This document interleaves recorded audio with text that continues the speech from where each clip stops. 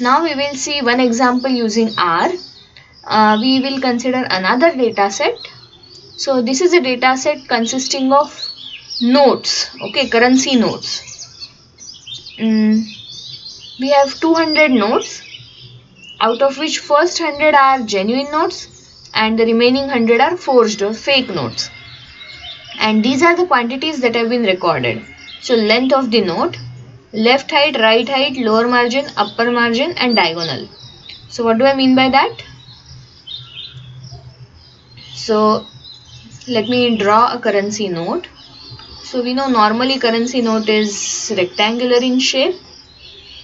Okay. So length of the note would be this reading. Okay. Left height and right height. So left height would be height from left side. Right height would be height from right side. So this is right height. This is left height. Okay. Then upper margin and lower margin. So the printed area of a note is slightly smaller than the actual note. So suppose this is the printed area, then upper margin is this portion, lower margin is this portion and diagonal is this portion. Okay. So now we don't have this bottom length because anyway the other readings would uniquely determine this bottom length, so you don't need to record it. It won't be linearly independent. Okay, so these are the readings that we have. As you can expect, left height and right height are more or less similar.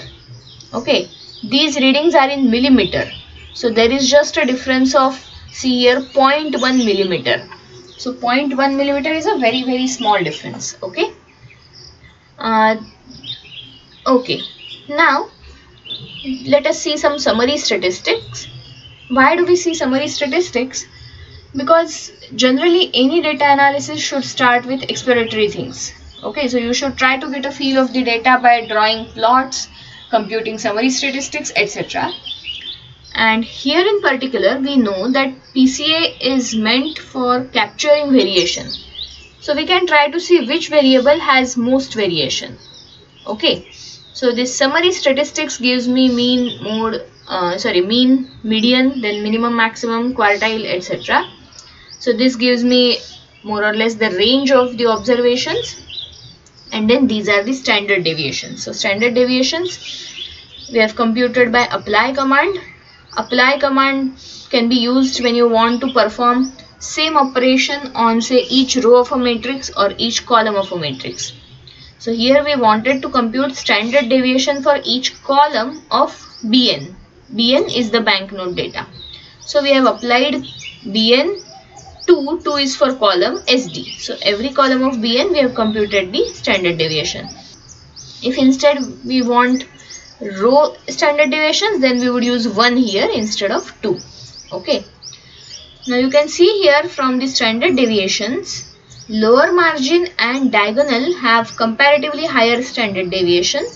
So probably these would have a larger role in principal component analysis. Okay. This is a correlation structure. As we would expect, left height and right height would be pretty correlated, but interesting to note, they are not like very perfectly correlated.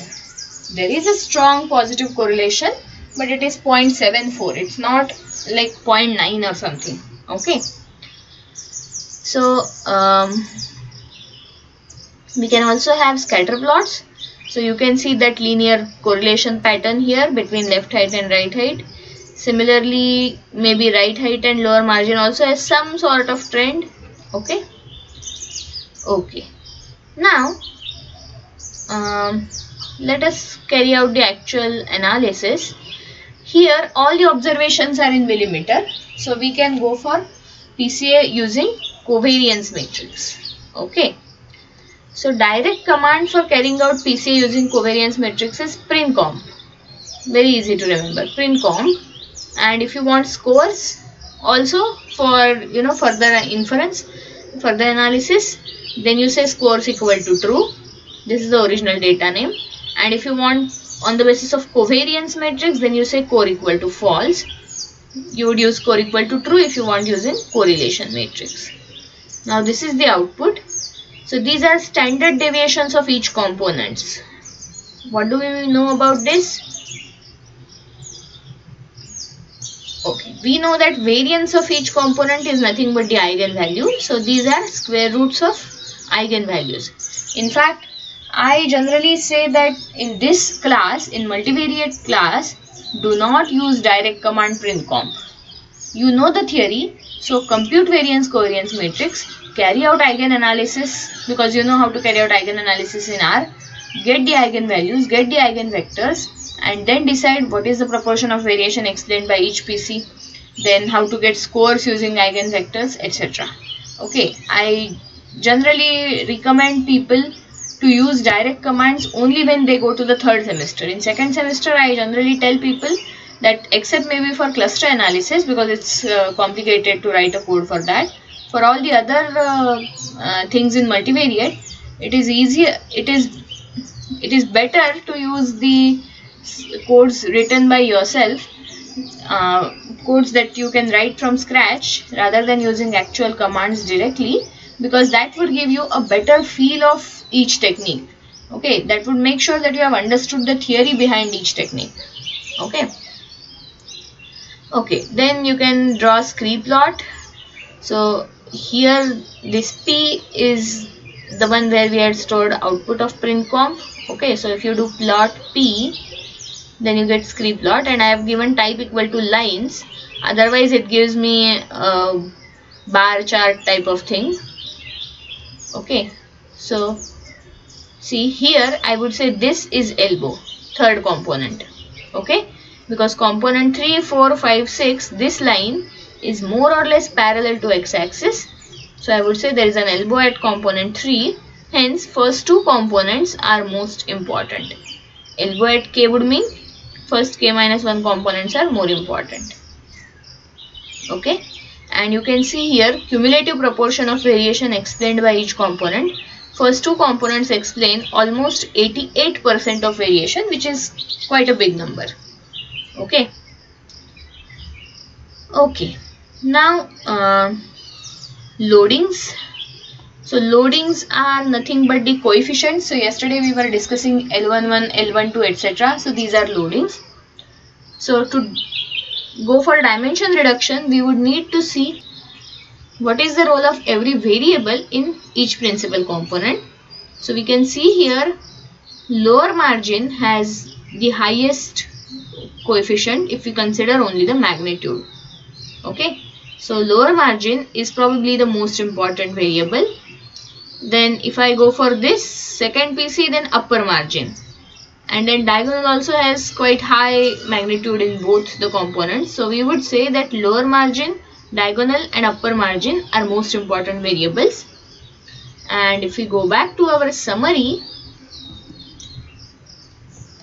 we can see that lower margin, upper margin and diagonal had comparatively higher variances. Okay, in fact, interesting thing to be noted is, you know, diagonal, right height, left height, length, these values are higher, whereas lower margin, upper margin are very low values, still their variation is high.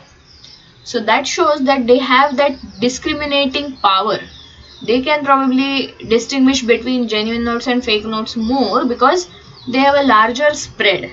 Okay, so that's why we are getting this these loadings in this way. Okay, and now we can extract the scores, and we can also draw a score plot, and we are going to give colors as per the type of the node. So first 100 nodes are genuine, so we give first color like black color for first 100 nodes and second red color to next 100 nodes, and we also change the point type. Okay, so you can see here that these are genuine nodes, these are forged nodes. It's always good to give such labels. Legend, you can see the command for giving the legend here. Okay, I hope you can understand that. Now you can clearly see two groups. So that is how I told you that PCA plays a role of PCA has one application as unsupervised classification. Now some of you might have started thinking that we already know whether given note is genuine or forged, then why are you still calling it as unsupervised classification? See, the important point is we did not use that information while carrying out PCA, while computing scores. We took all 200 observations together, got their variance covariance matrix, carried out PCA, got their scores. In this entire procedure, we did not use the information about whether a note is genuine or forged. We did not carry out separate PCA for each group. So the only thing that we used, we can anyway see the two groups here. Even if we had not given two different colors, we can still see two different groups here. We gave colors just to verify that each group corresponds to one particular type of notes or not. If suppose the colors had been mixed, then these groups would mean something different. So giving colors is just a verification that these two groups correspond to genuine notes and forged note respectively. Otherwise, we did not use group information at all. And hence, this is unsupervised classification and not a supervised classification. Okay, this is a very important point. Please remember that PCA gives you unsupervised classification because even if the groups are available, we do not use the information about groups while computing the PC scores or while plotting them. Okay, so this is one this was application. This is another important plot called as biplot. Why the name biplot? Because it has two types of things. It plots observations as well as variables, hence the name biplot. So you can see here observations are again divided into two groups, where now the groups are indicated by the first letter. So F is for forged notes and G is for genuine notes. And you have all these variables. So as we discussed in Minitab, lower margin, upper margin and diagonal have comparatively higher arrow lengths because they have more variation, whereas other variables have lower lengths because they have less variation.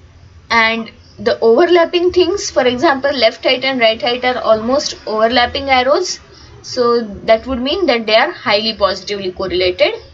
And again, so genuine notes have higher values of diagonal compared to forged notes, hence the arrow of diagonal is towards G. Similarly, these other variables, upper margin, etc., they are more in forged notes. Okay, you can verify this by looking at the looking at the summary statistics. So for genuine as well as forged group, if I compute means, we can use the aggregate command. Okay, tilde GF is the group label. Okay, genuine or forged, and data is this. So we can see here diagonal values are more in genuine notes. Okay, whereas length has more or less same mean, left height has same mean, right height has same mean, but the margins have higher values in forged notes. Okay, so this is how PCA can be used for unsupervised classification. Okay, let me stop here. Thank you.